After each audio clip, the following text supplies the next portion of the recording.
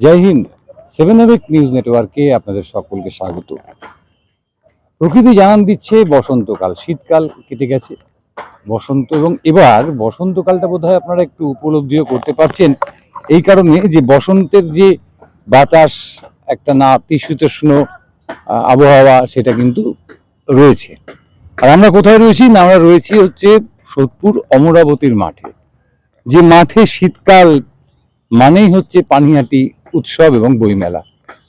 আর গত কয়েক বছর ধরে এই বসন্তে এই মাঠেই আয়োজন হচ্ছে আন্তর্জাতিক মাতৃভাষা সম্প্রসারণ সমিতি পানিহাটি, তাদের উদ্যোগে বই মেলা। সুতরাং শুধুমাত্র বই নিয়ে একটা মেলা বসতে চলেছে আগামী 15 তারিখ থেকে এই মাঠে। পানিহাটির বইমেলার ইতিহাস একটা সুদীর্ঘ ইতিহাস। কলকাতা বইমেলার পরেই শহরতলিতে যে বইমেলা ছড়িয়ে দেওয়ার উদ্যোগ নেওয়া হয়েছিল, তার প্রথম সারিতে ছিল পানিহাটি পৌরাঞ্চল বা পানিহাটি বিধানসভা ক্ষেত্র। এই পানিহাটির ঠাকুর কর্নার মাঠে,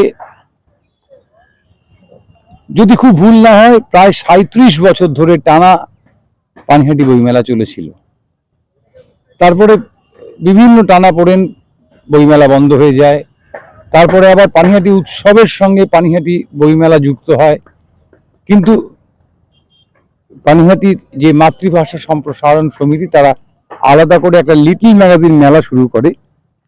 সেই লিটল ম্যাগাজিন মেলা ধীরে ধীরে বড় হতে হতে আজকে একটা এত বড় পরিসরকে কেন্দ্র করে বইমেলা আয়োজন করতে পেরেছে। বইমেলা থাকছে বিভিন্ন প্রতিযোগিতা, তার সঙ্গে সাংস্কৃতিক অনুষ্ঠান এবং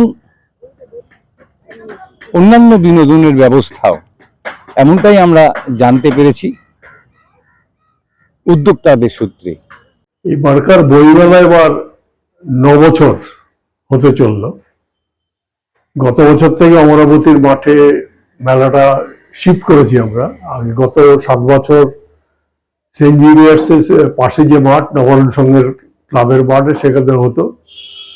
গত বছর থেকে এখানে শিফট হয়েছে। তাতে মেলার চেহারা, চরিত্র, লোকের আনাগোনা, বই বিক্রি সবটাই বেড়েছে। গত বছর বেড়েছে, এবারও আশা করছি বাড়বে। আর এবার মেলাটা আমাদের কাছে আরো গুরুত্বপূর্ণ এই কারণে যে পানিহাটিতে খোলা জায়গা, মানে ভালো করে নিঃশ্বাস নেওয়ার জায়গা খুব কমে আসছে। আমরা এই মাঠটাকে, এই মেলার মাধ্যমে মাঠটা রক্ষা হোক, খোলা থাকুক, খেলাধুলোর জন্য বা অন্যান্য কাজে ব্যবহার হোক, তার জন্য আমরা, এটা আমাদের চাহিদা, পানিহাটি মানুষেরও চাহিদা বটে।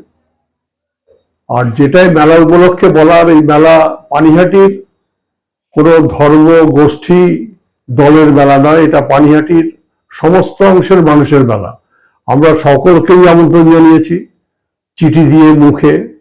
কোনো দল, কোনো গোষ্ঠীর বাইরে নেই, সবাইকে আমন্ত্রণ জানিয়েছি। পানিহাটির সমস্ত শিল্পীরা, গান, নাটক, নাচ, কবিতা, তারা অংশ নেবেন। বাইরে খুব একটা শিল্পী আসবে না, কারণ অর্থ একটা বড় বিষয়। পানিহাটির শিল্পীরাই আগামী 6 দিন মাঠে উপস্থিত থাকবেন। তারাই গান করবেন, কবিতা আবৃত্তি করবেন, নাচে অনুষ্ঠান করবেন, কবি সম্মেলন হবে, বসে আঁকো প্রতিযোগিতা হবে, অন্যান্য অনুষ্ঠান, কিছু সেমিনার অনুষ্ঠিত হবে। আর আপনাদের মাধ্যমে আমার পানিহাটির সমস্ত মানুষের কাছে আবেদন, আসুন, মাঠে আসুন, বই কিনুন, বইয়ের সঙ্গে সম্পর্ক গড়ে তুলুন। এটা আজকের দিনে বিশেষ জরুরি। আর পানিহাটির ক্ষেত্রে আমি যেটা বলবো তা হচ্ছে, কয়েক শতাব্দী প্রাচীন হচ্ছে পানিহাটির এই জনপদ। ব্রিটিশ ভারতে কলকাতা ছিল রাজধানী, তার পাশেই পানিহাটি। কয়েক শতাব্দী প্রাচীন এই জনপদ গঙ্গার দুপারে গড়ে উঠেছে শিল্প, বাণিজ্য নগরী। এখানে গড়ে উঠেছে আধ্যাত্মিক মন্দির, বিভিন্ন মানুষের আনাগোনা। এখানে চৈতন্য, নিত্যানন্দ যখন এসছেন, রবীন্দ্রনাথ এসছেন, গান্ধীর আশ্রম আছে, তিনি এখানে এসছেন, নেহরু এসছেন, নেতাজি এসছেন, প্রফুল্লরা এসছেন, শুধু আসেননি, তিনি এখানে কারখানা তৈরি করেছেন বেঙ্গল কেমিক্যাল, এবং আরো কিছু মানুষ পানিহাটিতে, তারা পানিহাটিকে সমৃদ্ধ করেছেন। তারা পানিহাটির মানুষ। ফণী মুখার্জি আমাদের আগরপাড়া অঞ্চলে থাকতেন, সাংবাদিক ছিলেন, পত্রিকার সম্পাদক ছিলেন। আমাদের পানিহাটির আরেকজন বাসিন্দা, যিনি দূরদর্শনের সংবাদ পাঠক ছিলেন, সত্যেন মিত্র, আমাদের অনেকের কাছেই আজও তা প্রায় হারিয়ে গেছে। পানিহাটির মানুষ সনদ শেঠ, আমাদের পানিহাটির বড় সদ্দূর এবং আমাদের গোটা পশ্চিমবাংলার খেলার জগতের অন্যতম গোলকিপার সনদ শেঠ পানিহাটির মানুষ। সরোজ ঘোষ আরেকজন ফুটবলার, তিনিও পানিহাটির মানুষ। অর্থাৎ পানিহাটির এবং আরেকজন মানুষ, কিছুদিন আগে একটা মাধ্যমে জানতে পারলাম যে কলকাতার এবং পশ্চিমবাংলার নবজাগরণের যুগের রাধাকান্ত দেব, রাজা রাধাকান্ত দেবের, তারও পানিহাটিতে বাস ছিল, বাড়ি ছিল, তৈরি করেছিলেন। এবং শুনেছি যে পানিহাটিতে ব্রিটিশ ভারতের আগে এবং তারপরেও পানিহাটি সুকচর অঞ্চলে চিনির কল, লাল চিনি তৈরি হতো। সেটা শুধু আমাদের দেশের অভ্যন্তরে না, এটা বিদেশে রপ্তানি হতো পানিহাটির বিভিন্ন গঙ্গার ঘাট থেকে, সুকচর ঘাট থেকে। পানিহাটির বাজারপাড়া আমাদের স্বাধীনতার আগে এবং পরবর্তী সময়েও, ব্রিটিশ ভারত যখন রাজধানী ছিল কলকাতা শহর, বাজারপাড়া ছিল পণ্য ওঠা নামানোর একটা অন্যতম বাণিজ্য কেন্দ্র পানিহাটি। সেই জন্যই পানিহাটি একটা নতুন জনপদ তৈরি হচ্ছে। অসংখ্য মানুষ পানিহাটিতে এসছেন, 5 লক্ষেরও বেশি মানুষের বসবাস, নতুন বাড়িঘর, ফ্ল্যাট তৈরি হচ্ছে। এটা হবে, সভ্যতার অগ্রগতির সঙ্গে হবে। কিন্তু আমরা মনে করি, বিশ্বাস করি, শুধুমাত্র ঘর বাড়ি একমাত্র সভ্যতার অগ্রগতির বাহক হতে পারে না। খোলা জায়গা চাই, খেলাধুলোর জায়গা চাই, সংস্কৃতির কেন্দ্র হয়ে চাই, যেখানে মানুষ নিজের কথা বলতে পারবেন, নাটক করতে পারবেন, গান করতে পারবেন। আপনাদের মাধ্যমে এই মেলার পক্ষ থেকে আরেকটা বলবো, পানিহাটি ঠাকুরকন্যা, যেটা বই মেলার জন্য সংরক্ষিত ছিল, শুনছি সেটা নাকি বেদখল হয়ে গেছে, এবং সেখানে নাকি দোকানপাট হবে বা জলের একটা জল সরবরাহ একটা জায়গা তৈরি হচ্ছে। আমি বলবো, বিটি রোডের ওপর সবচেয়ে মূল্যবান জমি, এই জমি একটা সাংস্কৃতিক কেন্দ্র হিসাবে শুধু পানিহাটির মানুষ না, ব্যারাকপুর মহকুমার মানুষ, আমাদের জেলার মানুষ উপকৃত হবে। নন্দন রবীন্দ্র সদন চত্বরের মধ্যে একটি চত্বর হতে পারে।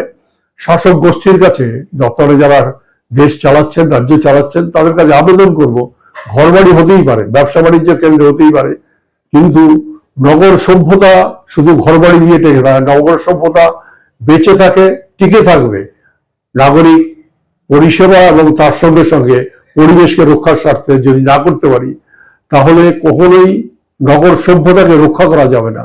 মানুষ যত জল ব্যবহার বাড়ছে, মানুষ যত বসবাসের জন্য তত বর্জ্য তৈরি হচ্ছে, কোথায় যাবে? সেই জন্যই আমি আমাদের এই মেলার উদ্যোক্তাদের পক্ষ থেকে, পানিহাটির মানুষের পক্ষ থেকে সবার কাছে আবেদন করবো, আসুন, মেলা প্রাঙ্গণে আসুন, নাটক, গান, কবিতা শুনুন, দেখুন, অংশ নিন, আর বই কিনুন। এবং সাথে সাথে পানিহাটির মানুষের কাছে যাতে পানিহাটি, এটি বহু শতাব্দী প্রাচীন পানিহাটি, এই এই নগর সভ্যতাকে যাতে আমরা রক্ষা করতে পারি, তার জন্য সকলে একসঙ্গে মানুষের কণ্ঠস্বর যত ঐক্যবদ্ধ হবে, বেশি হবে, তত নিশ্চিতভাবেই আমরা আমাদের কাঙ্ক্ষিত জায়গায় পৌঁছতে পারবো। আসুন, আগামী 13 তারিখ, আগামীকাল আমাদের উদ্বোধন হবে মেলা। উদ্বোধন করবেন প্রাক্তন কেন্দ্রীয় সরকারের আধিকারিক ছিলেন জহর সরকার, তিনি আসবেন সাহিত্যিক যশোধরা রায়চৌধুরী, এছাড়াও অন্যান্য শিল্পীরা থাকবেন। আপনারা আসুন, 5:30টায় আমাদের মেলা আগামীকাল উদ্বোধন হবে। 6 দিন ধরে মেলা চলবে, প্রত্যেক দিনই মেলায় কিছু অনুষ্ঠান থাকবে, কবিতা, গান, নাটক, এছাড়াও যারা উদ্যোক্তা করছেন ব্যবস্থা করবেন। আসুন সবাই, এই মিলন প্রাঙ্গণ একটা পানিহাটির নগর জীবনের একটা নতুন মাইল ফলক তৈরি হোক এই মেলার মাধ্যমে, এবং অমরাবতীর মাঠ, যা পানিহাটির মানুষের দীর্ঘদিনের চাহিদা, এই মেলার উৎসবের মধ্যে দিয়ে যাতে আমরা আমাদের সমস্ত স্তরের মানুষের কাছে পৌঁছে দিতে পারি, প্রশাসনের কাছে পৌঁছে দিতে পারি। উন্মুক্ত প্রাঙ্গণ রাখুন, পরিবেশকে রক্ষা করুন, আমাদের পানিহাটি যারা বসবাস করছে সেই মানুষও এর দ্বারা তারা আরো দীর্ঘদিন বাসযোগ্য হবে পানিহাটি। সকলকে ধন্যবাদ, নমস্কার। দেশের 36টি রাজ্য, রাজ্যের 23টি জেলা, সব জায়গার সব খবর এক চোখে নয়, দু চোখে দেখি আমরা। আর 7 নিউজ এখন থেকে ওয়েবসাইটেও। ভিজিট করুন www.7anews.com এ। আর মুহূর্তের মধ্যে আপনার হাতের মুঠোয় রাজনীতি থেকে রণক্ষেত্র, খেলার মাঠ থেকে বিনোদন, সবকিছু। পাশাপাশি প্লে স্টোরে গিয়ে ডাউনলোড করে নিন আমাদের 7A নিউজের অ্যাপ, বাংলার একমাত্র বিশ্বাসযোগ্য চ্যানেল। আর কয়েক ঘন্টা পরেই এই বইমেলার উদ্বোধন হয়ে যাবে অমরাবতীর মাঠে, এবং আমরাও আপনাদের কাছে 7 নিউজ একজন গর্বিত সহযোগী হিসেবে সেই সমস্ত খবরাখবর আপনাদের কাছে পৌঁছতে থাকবো। আপনাদের আহ্বান জানাবো, বই কিনুন, বই পড়ুন, বই উপহার দিন। কারণ বই একমাত্র জিনিস যে কখনো আপনার সঙ্গে বেইমানি করবে না, যে কখনো আপনাকে পিছিয়ে দেবে না। বই সবসময় আপনাকে এগিয়ে দেবে। অর্থাৎ আপনাকে যদি এগোতে হয়, বইমেলায় আসতে হবে, বই কিনতে হবে, এবং অবশ্যই 7 নিউজের পর্দায় নজর রাখতে হবে। অমরাবতীর মাঠ থেকে ক্যামেরায় শ্যামল পালের সঙ্গে চন্দন সেনগুপ্ত, 7 নিউজ। জয় হিন্দ।